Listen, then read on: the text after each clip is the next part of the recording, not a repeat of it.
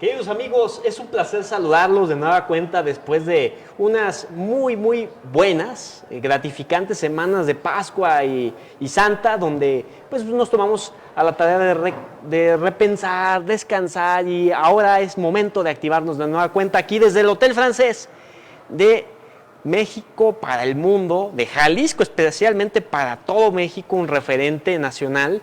Y bueno, pues te invito a que te pongas cómodo, a que tomes un muy buen café para que te actives junto a nosotros y disfrutes de un gran tema, un tema muy importante durante este 2021 con un gran invitado que es de casa.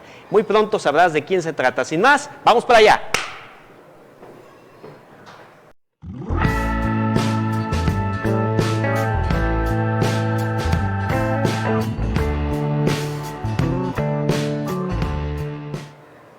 Y como siempre, queridos amigos, es un placer desde luego contar con la contribución, la participación, la confianza de dos proyectos hermanos. Los están viendo en pantalla, la Editorial de México, Jus Literatus.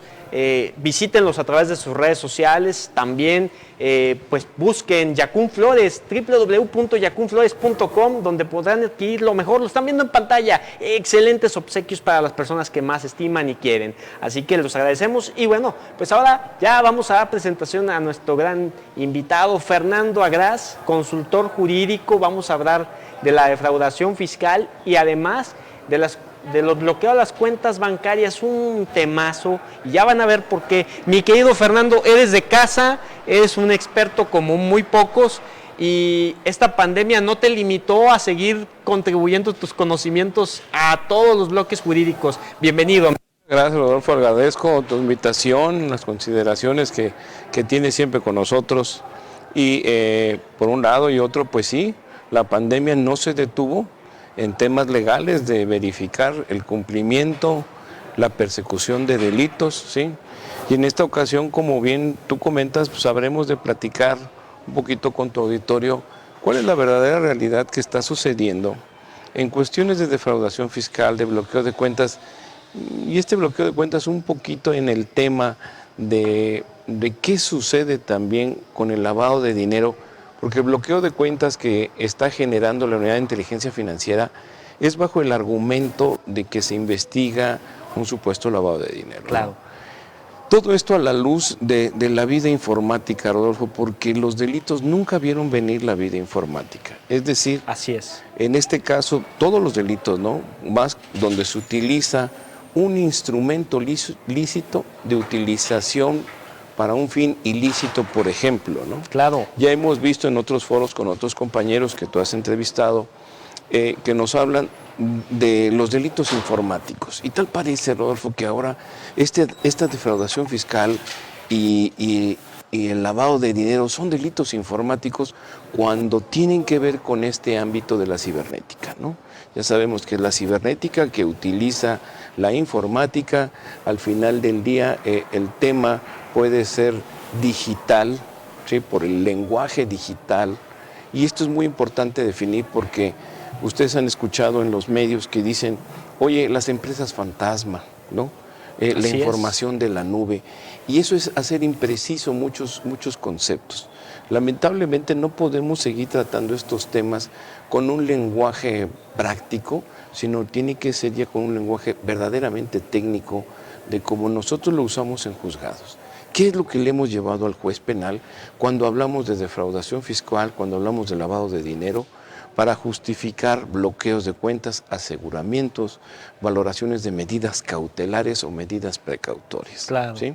Bueno, si iniciamos con el tema de la defraudación fiscal a la luz de la informática, decía yo, no había visto este delito, que las cosas iban a suceder a través de computadora.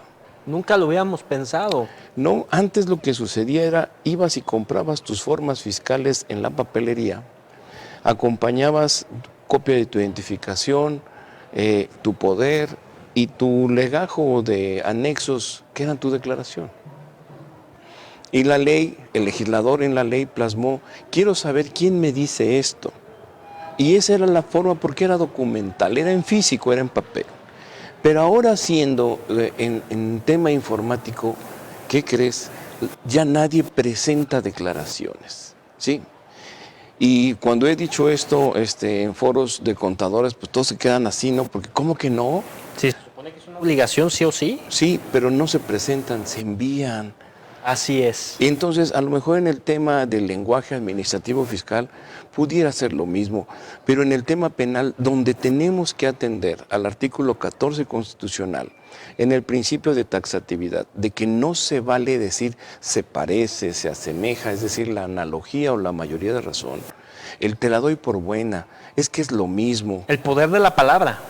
Exactamente, porque en penal dice, cuando yo creo un delito, que es la última razón, la última rata, lo último que debe operar, ¿sí?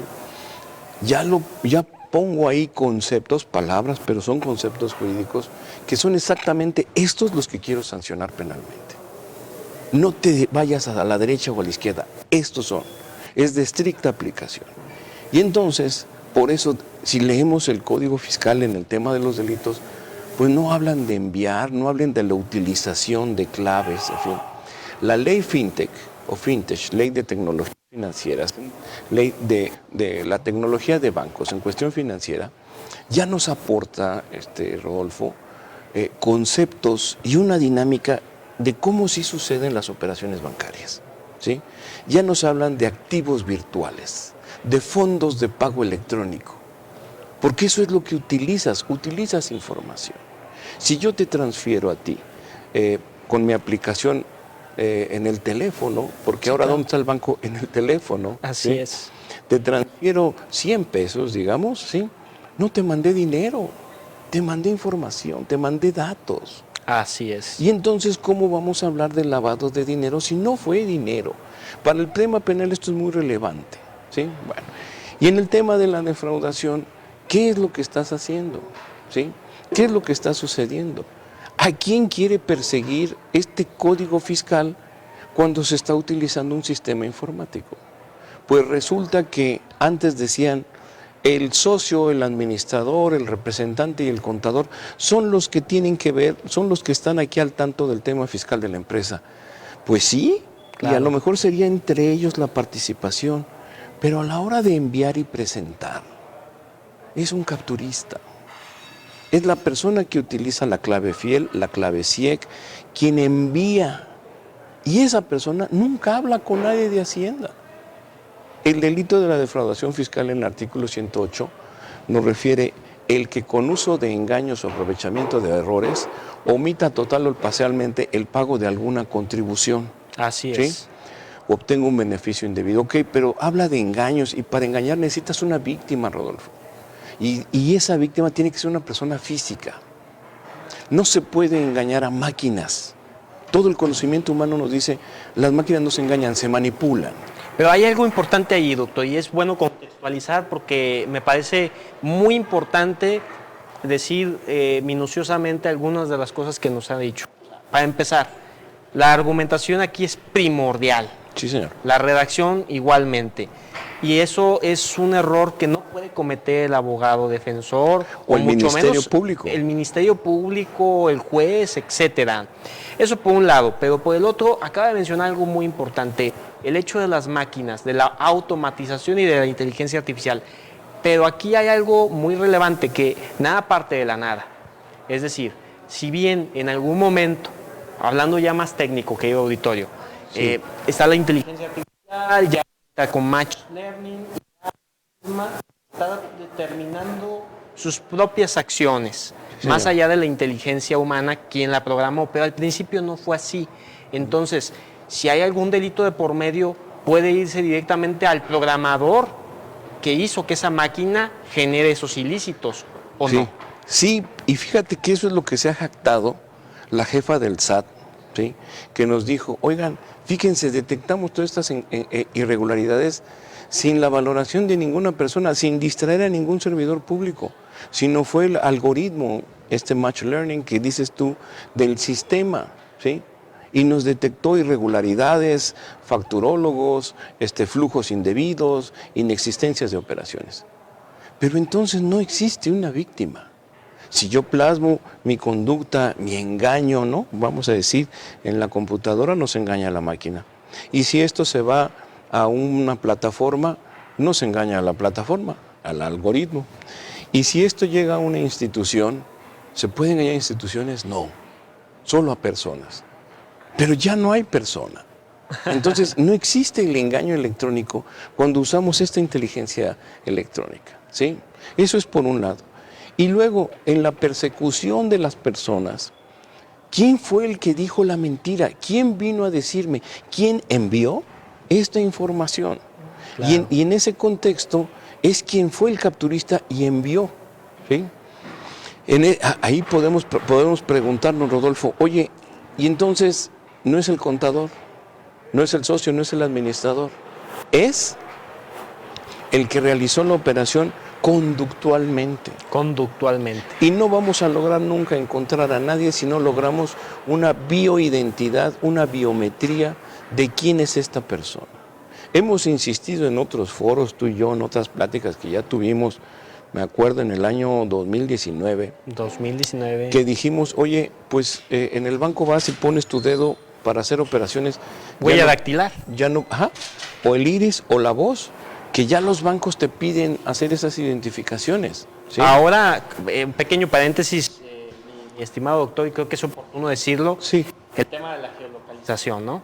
Que más adelante le voy a preguntar qué tan cierto es querer conducir a México con esta actualización al artículo 115 de la Ley de Instituciones de Crédito a decir que realmente vayas al marco de lo que menciona la GAFI, que discrepa un poquito el análisis sí. También de los organismos de prevención del lavado de dinero. Pero bueno, justamente ese tema es minucioso. Geolocalización. Geolocalización. Fíjate que ahí la Suprema Corte ya hizo una opinión de que tiene que estar regulado para que no sea una violación, una persecución. Claro. ¿Sí? O sea, que sepan dónde estás y que haya una persecución de ti, ¿sí? Bueno, pero es que esas resoluciones para los verdaderos investigadores de secuestros, de saber en el momento dónde están llevando... Es importante. Sí, y a lo mejor pudiéramos hacer algún tipo de regulación para que en esos casos aplique y no negarlo de manera general. Claro. Créeme que uno que ha estado en la investigación en la vieja escuela, antes de la tecnología, ¿cómo queríamos que llegara la tecnología? Los métodos de inteligencia que dicen que era agarrar al particular y someterlo bajo medidas. ¿Ah? Y ahora que los tenemos, los estamos coartando diciendo, oye, privacidad, ¿sí? Regulación, claro. Valoraciones cautelares. Está bien, pero no en todos los delitos. Porque ahora ya tenemos un parteaguas de definir cuándo podemos identificar a una persona como un delincuente del orden común o es un delincuente socialmente más relevante para aplicar los criterios del derecho penal del enemigo. Así es. Entonces, ¿cuándo de veras te constituís como un enemigo del Estado en donde estas valoraciones quedan sustituidas para después? ¿Sí? ¿O cuándo tienen que ser antes? Porque si estoy en un Estado de derecho o en un derecho de Estado, ¿sí? Así es. De poderme defender como comunidad, como Estado, ¿sí? Ahí, bueno, pues en el tema de la geolocalización, yo sí estaría a favor de que se permitiera para ciertos delitos una regulación más amplia, que se pueda aprovechar. Claro, ¿Sí? Pero ahorita queda algo difuso, ¿no? Porque se entiende más bien como que hay una tipificación en lo particular más concentrada al panorama nacional para que aquella persona que levante un contrato no mienta en la relación de sus datos, mismos que tendrá que poner en tiempo exacto con la aplicación, pero nada más, y ubicar al dispositivo con el que se registró en el contrato que abriste en la cuenta de banco, pero nada más de decir, bueno, realmente yo puedo estar en otro lugar y el que está utilizando mi teléfono es otra persona. Sí. O sea, hay lagunas. ¿Te refieres tú ahorita a la reforma de que tenemos todos que dar nuestra biometría? Ese es otro plus. ¿A eso te referías? Porque fíjate que desde hace muchos años, Rodolfo, se buscaba una identidad digital de las personas. Haz de cuenta que todo el mundo tuviéramos un QR, ¿no? Una cadena... Y en este caso es una credencial de identificación digital. Sí. Lo que se pretende, pues, con esta aprobación. Ajá, para ya no tener que necesariamente dar el iris, el ojo, la voz, la huella, ¿me entiendes? Pero es peligroso, sí. ¿no? Pero estando en un QR es distinto, tiene otro tratamiento, ¿sí? Es decir, hay instancias anteriores. Yo creo que todos estaríamos de acuerdo, por ejemplo, si esas disposiciones de dar tu identidad en el tema de los celulares, pero ¿qué regulación hay? Es decir, ¿qué verdadera protección hay? Exactamente. ¿Sí? Es como en el tema muy controvertido que tuvo Estados Unidos del aborto, y dijeron sí al aborto, pero también sí a la protección de los niños que no tienen familia, Así los es. que no se abortaron, ¿me entiendes? Entonces, ahorita levantamos el velo y decimos sí se puede la marihuana, pero tenemos instituciones de tratamiento. Si alguien cae en enfermedad emocional, psicológica o física, ¿somos suficientes en eso? ¿Sí? Claro. Que eso es lo que nos pasó en el alcoholismo. Levantamos el velo también para efecto de permitir el alcohol, y nos inundamos de alcohólicos, y tuvo que venir Alcohólicos Anónimos, que es una institución privada, para podernos ayudar. Claro, claro. ¿Entiendes? Entonces, en el tema informático, que seguimos en pañales, tenemos apenas 20 años de jurisprudencias de Internet. ¿Por qué? Pues no existía Internet. Por supuesto. ¿Cuáles son los tratamientos? En este tema de la defraudación y el lavado, no hemos llegado a entender cómo es la conducta. Y la verdad, la defraudación fiscal, si estudiamos un poquito a fondo, estamos haciendo utilización de un instrumento lícito para un destino ilícito. Sí, cuando así sucede, ¿no? Cuando se dicen mentiras para no pagar impuestos, para encubrir cosas, en fin. Pero hoy por hoy, pues llegas a juzgados y le dices al juez, oiga, pues ¿cuál es el engaño? ¿Y quién fue? Pues ¿quién utilizó la fiel, la ciega? Y si en la empresa te dice, no me acuerdo, no me acuerdo y no me acuerdo, pues ¿cómo logras la prueba? ¿Sí? Por supuesto, y eso me abre varios escenarios, pero hago una pequeña invitación a todos los que nos están viendo y escuchando desde sus teléfonos celulares, que tomen un café, que tomen un jugo. Aquí ya nosotros ya tenemos nuestro jugo de naranja. Ya nos tomamos el café antes de entrar a cámaras, ahora sigue el jugo de naranja, así que tómense lo que ustedes gusten y acompáñenos, porque apenas vamos comenzando. Vamos a pedirle al doctor que hablemos en lo particular de algunos casos que ha vivido en lo particular en el tema de defraudación fiscal, porque ahorita estaba mencionando algo muy interesante y me parece que los bancos ya no son los mismos que hace 10 o 20 años, en el tema de cómo se han ido protegiendo ante anomalías. Una que es muy reciente, el modus operandi, que sus mismos trabajadores jueguen en contra y con ello pues salgan perjudicados, no solamente la institución, sino todos los demás usuarios que se ven inmersos en sus datos particulares bancarios, ¿no? Así es, la usurpación de la identidad. La usurpación de la identidad, la suplantación de la identidad. Sí. Ahorita pues invitarlos, estamos a muy poco de que vean un diálogo que se dio hace unos días con el doctor Manuel Jaime Escamilla, para que vean sobre la economía y la pandemia, un diálogo muy interesante. Aquí un fragmento de lo que platicamos hace un par de días, porque no todo en la vida se trata de lo que escuchamos como si fuera un cántico religioso en el que todo el mundo tenemos que recordarlo sin preguntarnos qué significan las letras.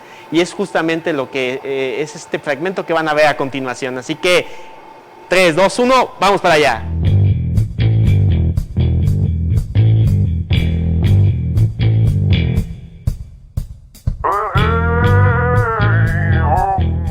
Y quiero recalcar un punto muy importante, doctor, porque nos aproximamos a las conclusiones de esta emisión. Por lo menos habrá más en un futuro próximo, pero es la educación. O sea, básicamente estamos hablando de cultura, estamos hablando de educación, pero no educación financiera, educación desde un concepto de que la persona sepa quién es y hacia dónde va, porque yo creo que ese es el gran problema, una crisis en donde no solamente está el factor economía, está el factor persona. Claro. ¿Dónde estoy y hacia dónde debo potencializarme en una época donde los conocimientos son poder, y el día de mañana eso me va a dar la oportunidad de estar en una zona donde no me falte lo necesario? Y finalmente, esto que es la ruta de los impuestos. Sabemos que siempre el Estado pues pone esto para supuestamente darnos todo lo necesario en una sociedad. Sabemos que pues esto es el sentido utópico, ¿no?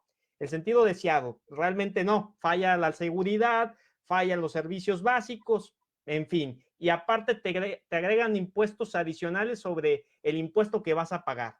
Pero en este tenor, cuando estamos hablando de la innovación de la tecnología, pues ¿por qué agregarle impuestos a cosas que están de alguna manera liberando las oportunidades para que la persona se pueda empoderar? Porque estábamos hablando hace poco, la persona podría hacer cualquier tipo de cantidades de actividades inimaginables, bondadosas, que le dejan algo de economía en su bolsillo, y hoy por hoy no es así. Oye, no, ¿por qué? ¿Cuál es la empresa? La empresa tiene que pagar sus impuestos en México, y además tú también. Entonces, ¿qué no tendrá que ver ese punto de congruencia en donde no todo lo que sea una actividad que aparentemente pues sea social, espontánea, tenga que también pagar impuestos? No puede ser ese bloque de congruencia por el Estado, o el Estado es tan incongruente y tan coercitivo que piensa que todo se tiene que pagar y que todo se tiene que rendir, doctor. ¿Qué opinas en ese tema? Mira, voy a dar dos respuestas a dos pensamientos muy interesantes que acabas de plantear. El primero, la educación. Mira, hay un profesor leonés, me refiero de León, Guanajuato, que si me permites te pasaré el contacto para que definitivamente difunda su pensamiento en tu tan importante programa. Es el doctor Edgar Barroso Merino. Él hizo un estudio económico, él es egresado de Harvard, entonces lo podemos catalogar en ese sentido, en el cual habló de las carreras del presente y del futuro, con toda una numerología, haciendo un llamamiento a que las universidades públicas y privadas adoptaran otros sistemas educativos en función de las vocaciones de la ciudad, del municipio, del estado y de la nación. Obviamente la vocación, fíjate, tan sencilla, la vocación económica del municipio de Fresnillo, que es el más grande del estado de Zacatecas, en economía y en habitantes, es distinta al de la ciudad de Zacatecas, capital, que es una ciudad hermosísima y con una historia y un turismo floreciente. Estamos a 60 kilómetros de distancia y tenemos diferentes vocaciones, fíjate nada más, en un mismo estado, en un mismo país.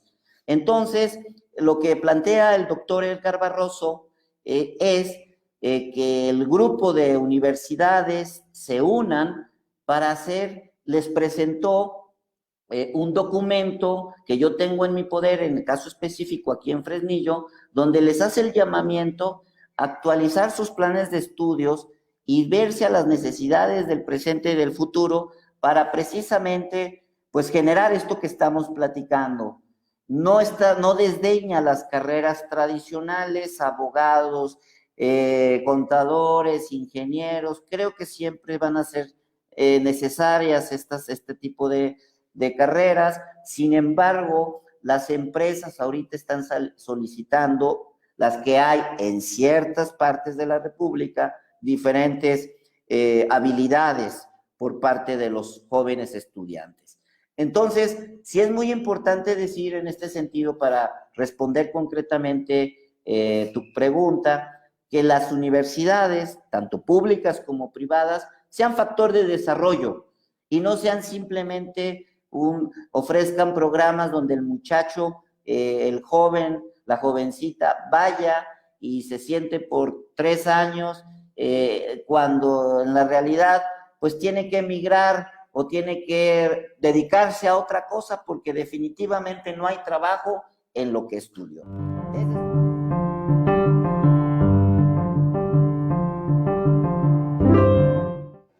Amigos, han visto una parte, insisto, de este diálogo con José Manuel Escamilla Jaime, y bueno, pues los invitamos a que se suscriban al canal Coffee Law en YouTube.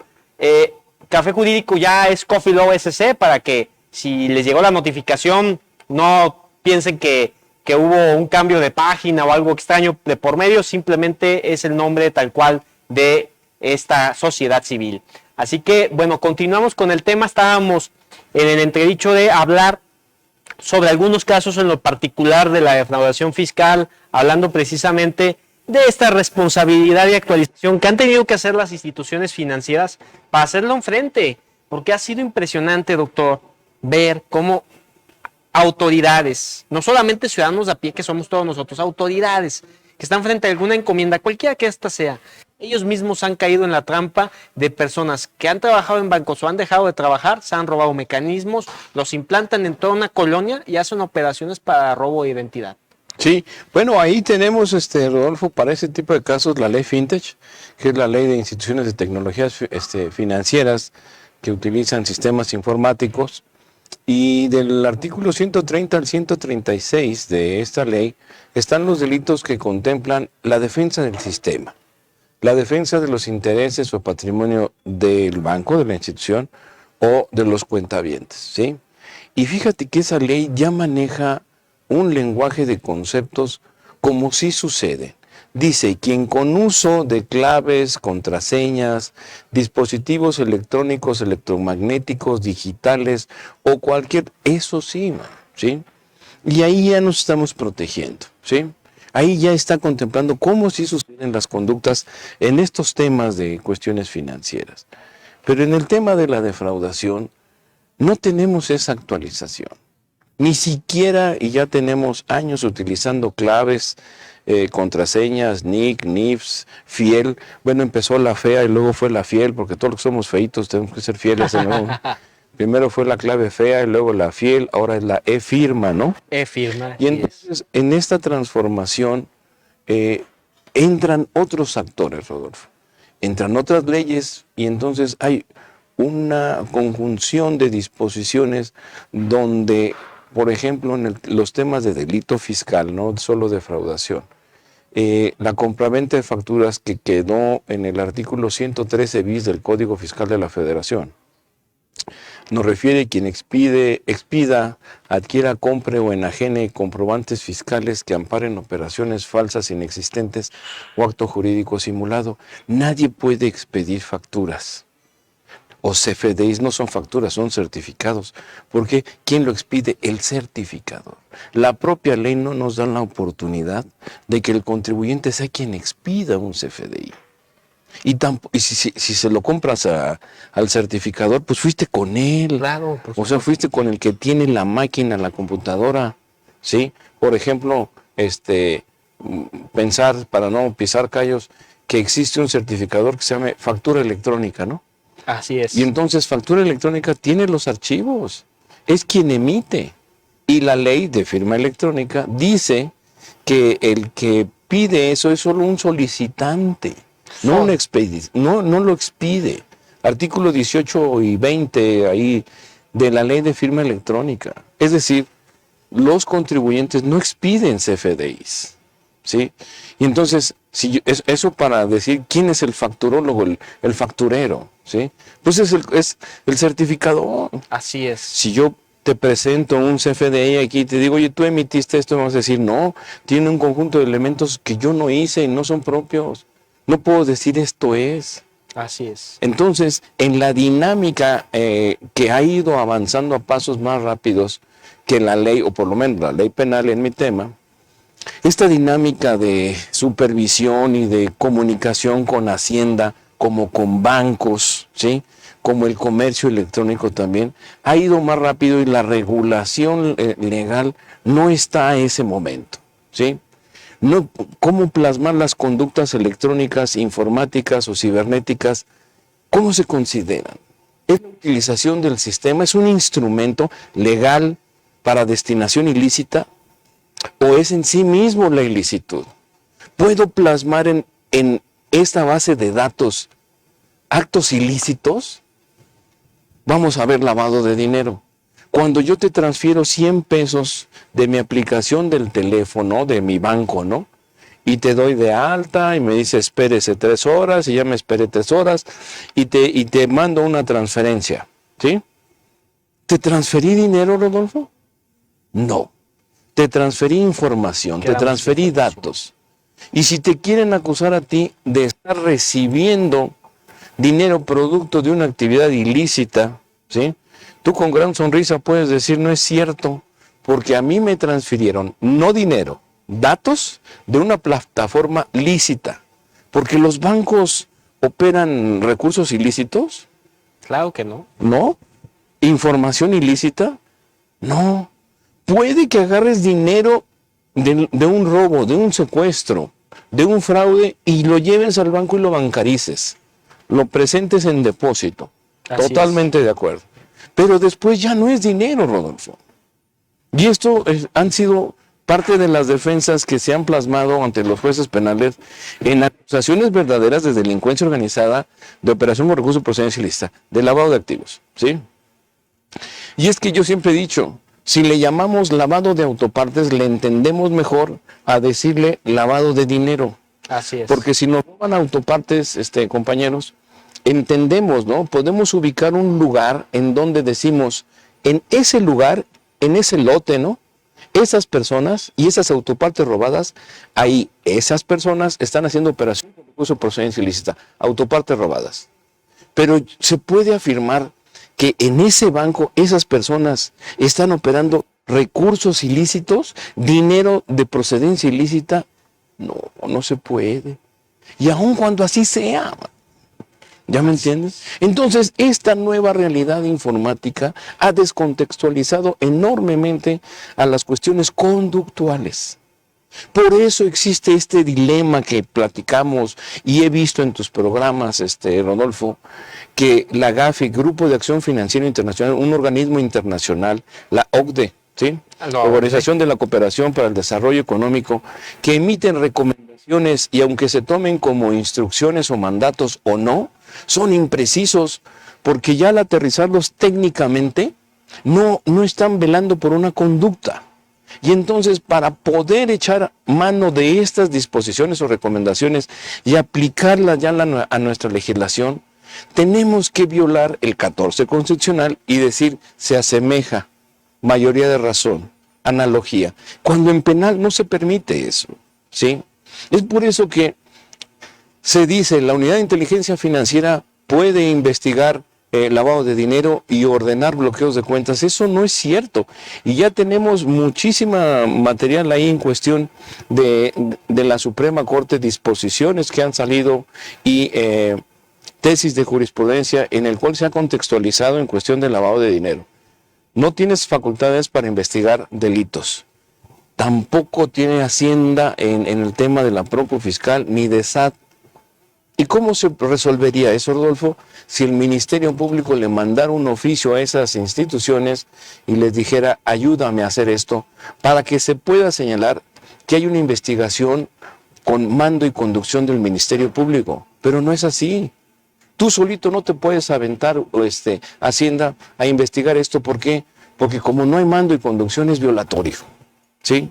Luego, la UIF bloquea cuentas cuando no puede investigar delitos. Tiene que haber un procedimiento anterior y tiene que haber una valoración de una medida cautelar ante un juez. ¿Y entonces por qué lo hace?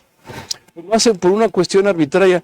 Vamos, no es algo que uno diga, ¿eh? O sea, no, lo estamos percibiendo. Y lo han dicho en conferencias abiertamente la gente que trabaja ahí.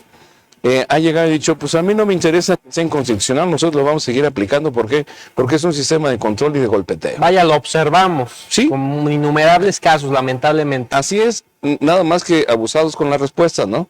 Porque claro, cuando estamos jugando las cachetadas, pues te toca a ti y ahora me va a mí. Sí, claro. Y entonces, si empezamos a acusar a la gente de irresponsables como servidores públicos y los metemos a la cárcel, pues usted empezó. ¿Sí? Así es. Que ya hay varias acciones y denuncias en contra del titular y de mucha gente, ¿sí? Y más aún que no es que convoquemos, ¿verdad? O motivemos, pero está también las demandas de responsabilidad patrimonial del Estado, ¿eh? También está ahí, no sé si nos estamos durmiendo o debemos convocar, pero esto no sucede, Rodolfo, y dentro de estos bloqueos decía, no hay facultad de investigación, no hay un procedimiento para volar una medida cautelar. Lo que ha resultado y ha sido ahorita la connotación general de bloqueo de cuentas es que dijo la Suprema Corte, en tema nacional no podemos si no llega un juez y te autoriza una valoración de medida cautelar. Y al Ministerio Público también le dijeron, tú no puedes ordenar aseguramientos de manera directa. Ve con el juez de control y que te cheque a ver esa medida cautelar. 252 del Código Nacional, ¿no? Ok, perfecto. Pero que resulta que en el cumplimiento de estos tratados internacionales, dice la Suprema Corte, si en cuestión nacional o doméstica no podemos hacerlo de manera directa, sino a través de un juez, en cuestión de tratados internacionales estamos obligados, Rodolfo. ¿Por qué? Porque tenemos esos compromisos firmados. Perfecto, pero compañeros, échenle lectura a los tratados. Primeramente hay una ley sobre la celebración de tratados, Rodolfo, que nos dice, no por la aplicación de un tratado pierdes tus derechos constitucionales. Así es. Y dentro de esos derechos constitucionales está tu derecho a garantía de audiencia, a que te digan qué movimiento, qué operación es la cuestionada, que te den oportunidad de presentar pruebas y alegar. No nada más es ven y qué quieres decir, ¿sí? Así es. Déjame probar. Por eso es una valoración de medida cautelar. No existe ese procedimiento, ¿sí? No existe ese juez administrativo de valoración de medida cautelar. Entonces, en materia internacional, ¿quién sería? Porque la ley me dice, en el artículo 8 de esa ley de celebración de tratados, ahí por favor, chéquenlo. Pero luego, por ejemplo, el tratado de financiamiento al terrorismo, muy invocado, ¿no? Sí, claro. Delincuencia organizada, corrupción y terrorismo. Estos tratados, ¿sí? Hay que checarlos y en el artículo 3 nos dice, oye, el tratado no es aplicable. Fíjate, ¿y qué pasaría si fueras de la delincuencia organizada? No te aplica. Cuando a la persona que se le busca bloquear cuenta, está en su país, es originario de ese país y solamente ha hecho operaciones en ese país. No aplica el tratado. Entonces pensemos que un delincuente de los grandes, ¿sí? Pues no salió del país. Ya sé que no les abren cuentas, ¿no?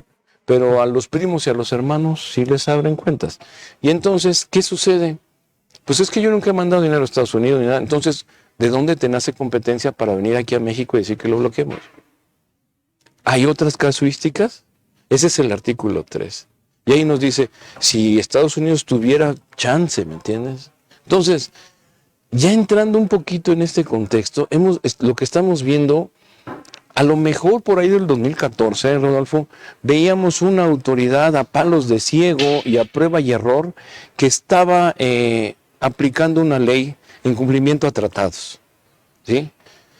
Pero, ¿por qué? En la confusión administrativa y no técnica de la opinión de Gafi, de Banco Mundial, de Fondo Internacional. ¿Sí me entienden? Ok, ustedes tratan de regular el sistema, porque aparte un bloqueo de cuentas no le interesa tu dinero, le interesa que no utilices el sistema financiero. Por supuesto. Los recursos ni los cuestionan. Sí, las barreras de entrada, que sean para quienes están dentro vigilando que nadie más ingrese, ¿no? Aunado a esto, el comentario que tú dices, oye, y luego la suplantación de identidad y todo, estamos ante una realidad que en serio estamos tomando bien el perfil, lo estamos atendiendo bien. Todo esto sucede, Rodolfo, también por un desaseo, por un desorden de estar tomando las cosas a la moda, porque empezamos a cumplir con tratados para estar al nivel internacional, ¿sí? Pero realmente no tiene impactos y dentro de ciertos. Y dentro del gobierno no tenemos gente especialista en estos temas, gente con pasión, ¿sí? Estamos poniendo ahorita luchadores y futbolistas sin ofender a nadie. Sí, por supuesto. Pero no son especialistas en el tema, a eso me refiero. ¿Sí? Sí, claro. Y luego en las instituciones tampoco son especialistas. Y es que también, doctora, estamos señalando lo que dice la ley, por supuesto, y es que no hay barreras. O sea, no hay nada especificado a la letra que te diga, para ser un representante ante el legislativo tendrás que ser abogado, por ejemplo, ¿no? Uh-huh. Se dice que simplemente podrá ser todo ciudadano mexicano, ¿no? Por ejemplo, tú y yo pertenecemos a la Ilustre Nacional Colegio de Abogados y a mí me toca la Comisión de Compliance. Hicimos un análisis, un estudio, compliance de la actuación del Estado en el tema del COVID. ¿Y qué resultado les dio? ¿Quién crees que debió haber sido la institución que atendiera, administrara, proyectara, moviera a las instituciones del Estado, a la policía, a los militares? ¿Quién crees? ¿Quién fue? Protección Civil. Híjole. Esa ley es la que nos dice, en caso de terremotos, ¿no? De tsunamis, de epidemias y episodias, es decir, las epidemias de los animales, era quien tenía que haber actuado y no el subsecretario de Salud que no tiene ni facultades y no tiene instrumentos. Y Protección Civil puede organizar a la población, a los voluntarios en todos los niveles de gobierno, man, para no estar peleando que si tal gobernador, que si tal pues, dice que sí o sí no. ¿Sí? Claro. Entonces, en esta debida proyección de la instrumentación, todo está escrito, Rodolfo. O sea, no creas que son cosas nuevas bajo el sol.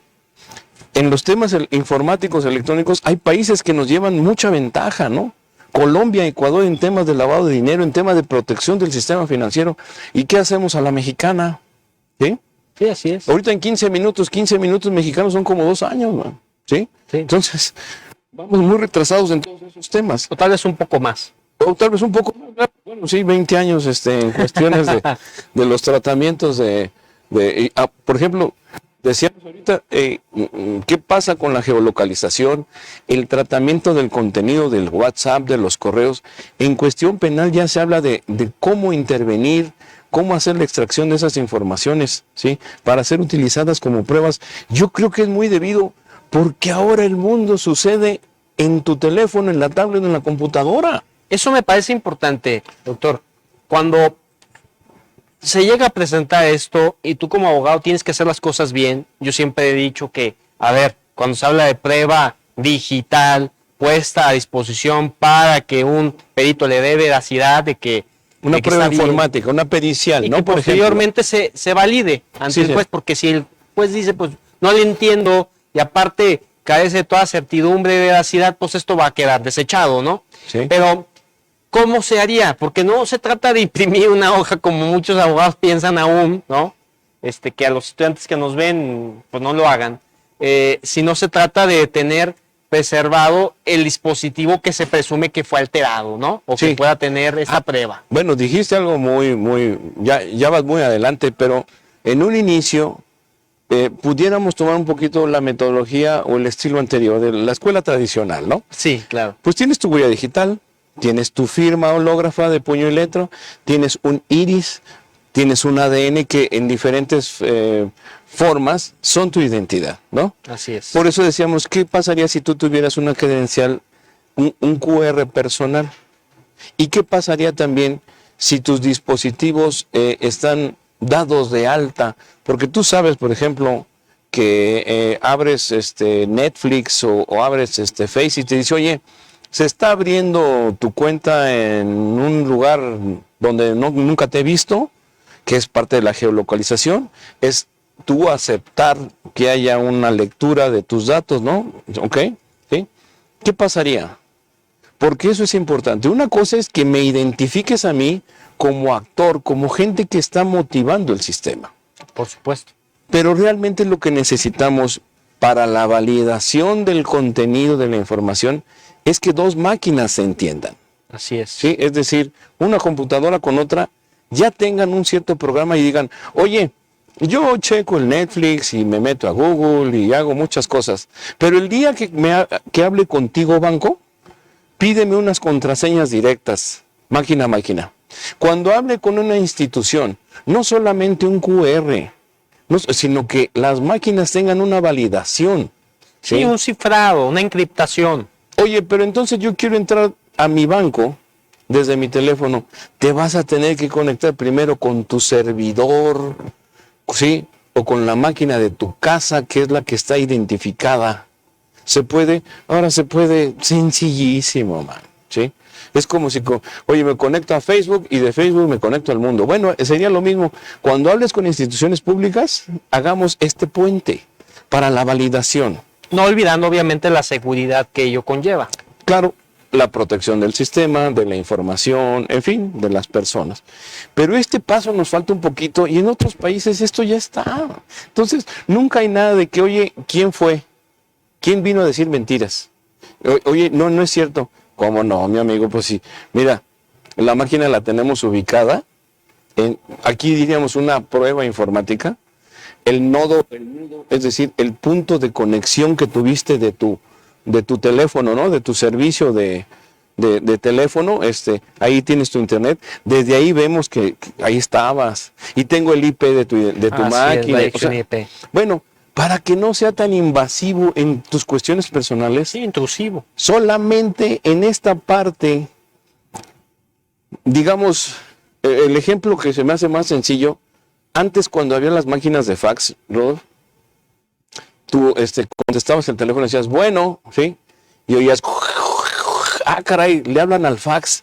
Y entonces ponías el teléfono en 2 bocinitas que eran de fax. Y ya se empezaban a comunicar los fax.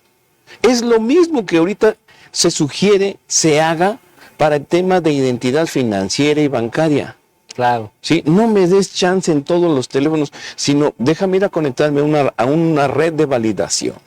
¿Cómo está desempeñando mi querido doctor y amigo en este momento el desempeño de estos casos que le están llegando para su desarrollo óptimo, para que muchos abogados que ahorita son jóvenes, la mayoría de ellos, se den una idea de cómo tratar adecuadamente esta materia? Bueno, pues ahora a la luz del nuevo Código Nacional de Procedimientos Penales, es una cuestión un poquito subjetiva. Sí, así ya es. no es tan formal del papel, la pericial, en fin. Ya queda también un poquito a la lógica, a la debida razón. A razonar las cosas más que cuadrar las cosas, ¿sí? Y por ejemplo, en la compraventa de facturas, te diría yo un dato. En compraventa de facturas lo que nos sucede es que nadie puede expedir facturas porque les digo, la ley es quien nos dice que solamente los contribuyentes son unos solicitantes y el que la expide es el certificador.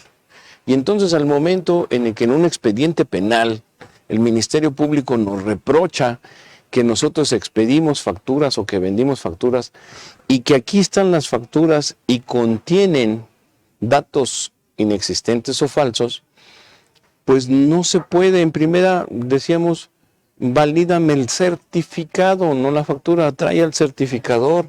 Y el certificador tiene que presentar el CFDI, la validación que es el punto XML, es este mensaje criptográfico, cadena alfanumérica, que nos va a decir, esta información yo la tengo en aquella computadora, en aquel servidor también se dice, ¿no? Okay. Sí, así es.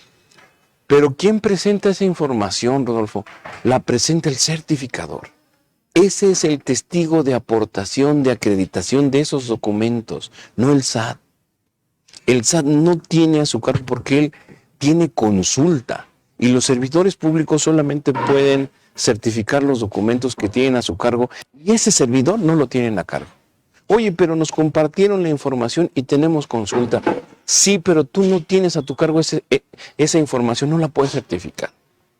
Otra cosa que ha pasado, hoy por hoy con esta inclusión de derechos humanos, esta presencia de derechos humanos, sí se toma muy en cuenta en los juicios penales en la que le decimos, oye, el SAT te viene a presentar un expediente de una visita, ¿sí?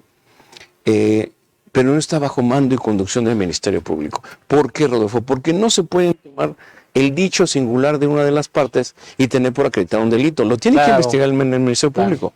225, código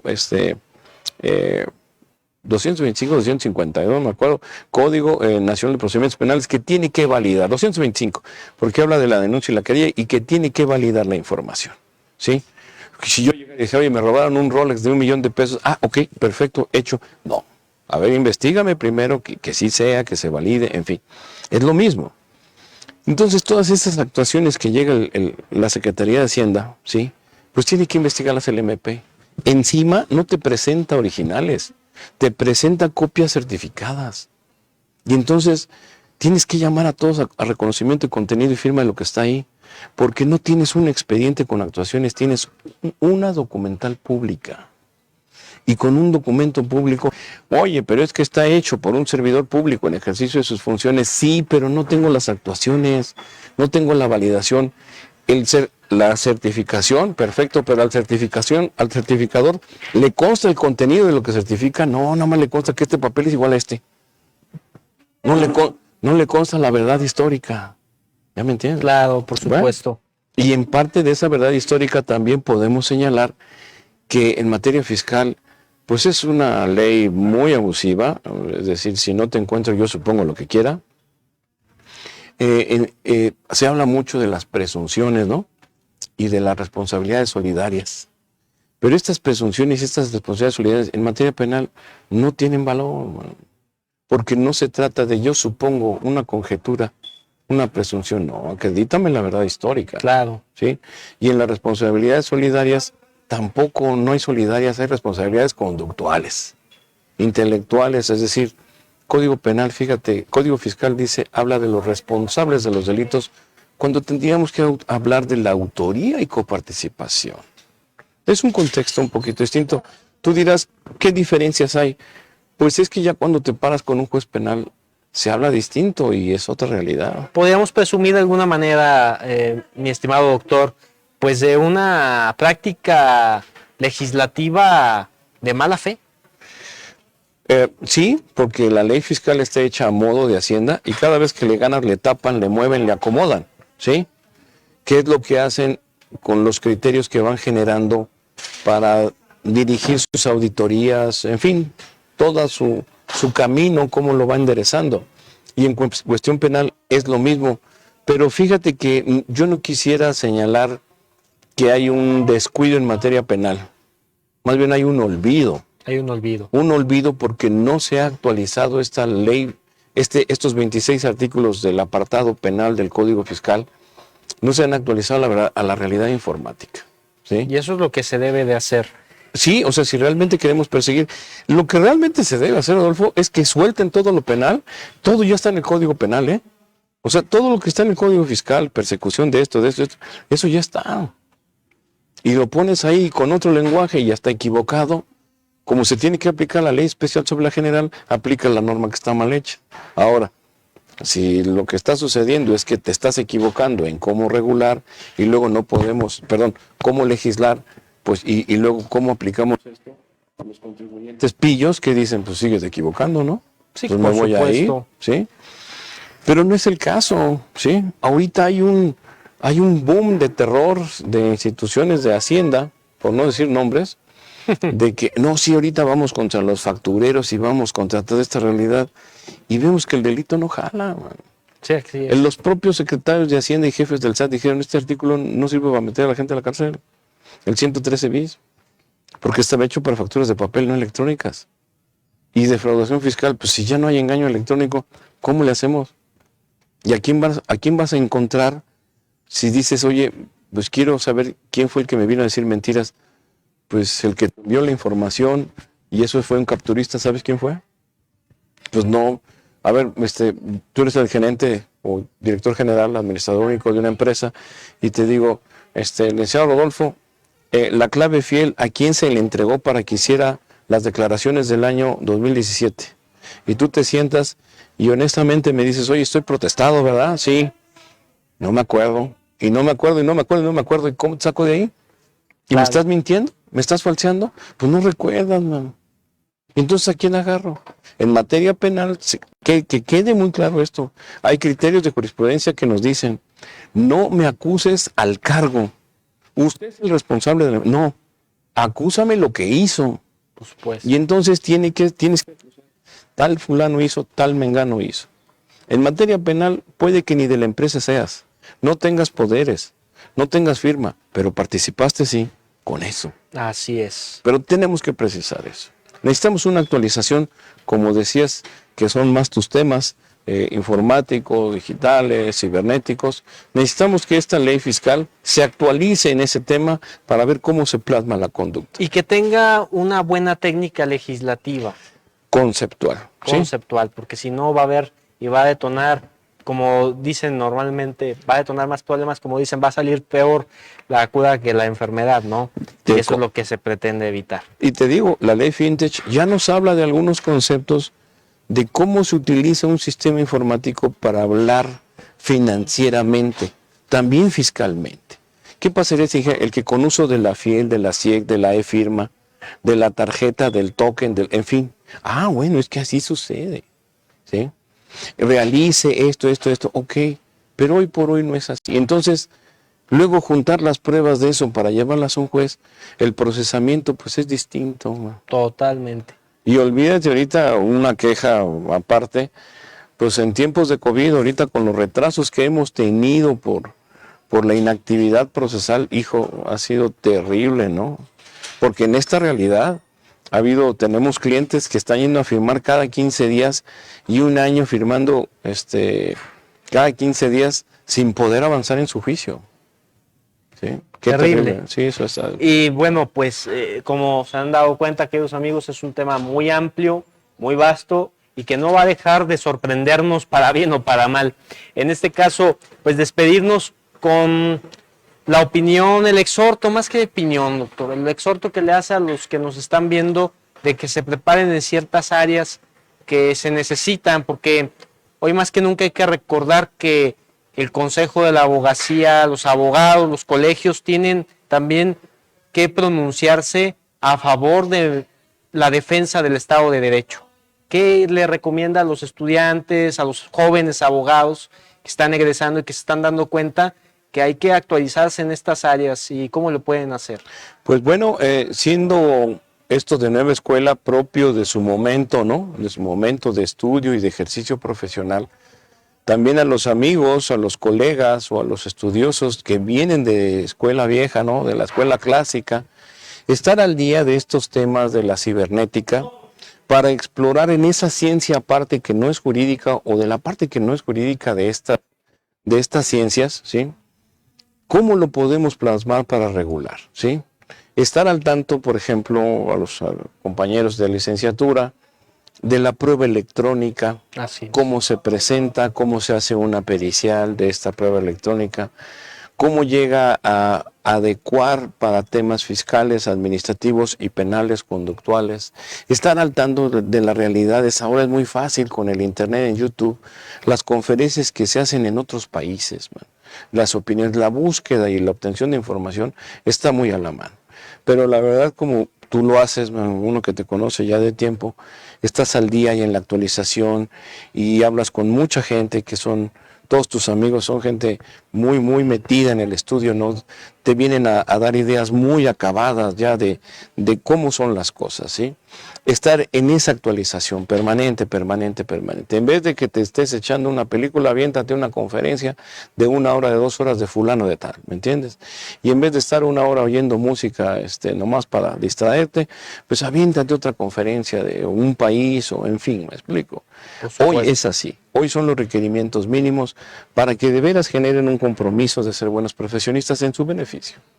Lo han escuchado, lo que hemos dicho innumerables veces, queridos amigos, optimizar o morir, hashtag. Dejen en los comentarios todas las preguntas que surjan de esto, porque seguramente va a haber una charla número 2 y quedó una masterclass pendiente, así que estén pendientes porque ya ahora sí, en este 2021 vamos a llevar a cabo eso.